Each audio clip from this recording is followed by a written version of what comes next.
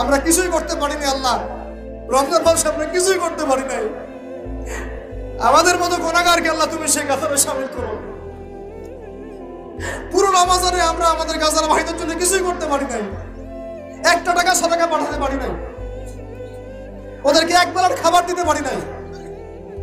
রমজানে আমরা কোরআনের হক আদায় করতে পারি নাই, খাস করে তওবা করতে পারি নাই, তাহাজ্জুদ ভালো করে পড়তে পারি নাই, তারাবি ঠিক মতো করতে পারি নাই।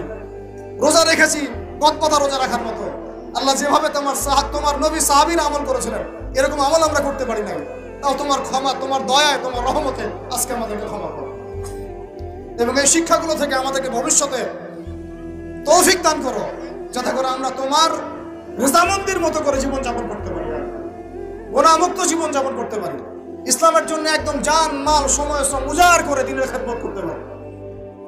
দিন ইসলামকে আল্লাহ পাকের জমিনে আমরা দুর্বল থাকতে দিব না ইনশাআল্লাহ। দিন ইসলামকে আল্লাহ পাকের জমিনে আমরা শক্তিশালী করেই ছাড়বো ইনশাআল্লাহ।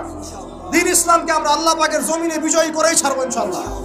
এই পথে যারা বাধা প্রদান করবে এদের বিরুদ্ধে আমরা প্রতিবাদ করে তুলবো ইনশাআল্লাহ।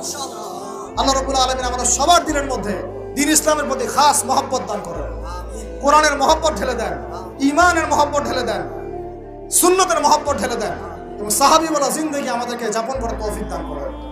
আল্লাহ রাব্বুল আলামিন আজকের এই খুশির দিনে, গুনাহ মাফের দিনে আল্লাহ পাক আমাদের সবাইকে ক্ষমা করে দেন এবং যে ভুল ত্রুটিগুলো আমাদের দ্বারা হয়েছে আল্লাহ পাকের সমস্ত ভুল ত্রুটিগুলো মাফ করে দেন এবং আগামীতে যেন এমন ভুল ত্রুটি না হয়, রমাদানের শিক্ষাগুলোকে নিয়ে পুরো বছর আমাদেরকে জীবনযাপন করার তৌফিক দান করে দেন।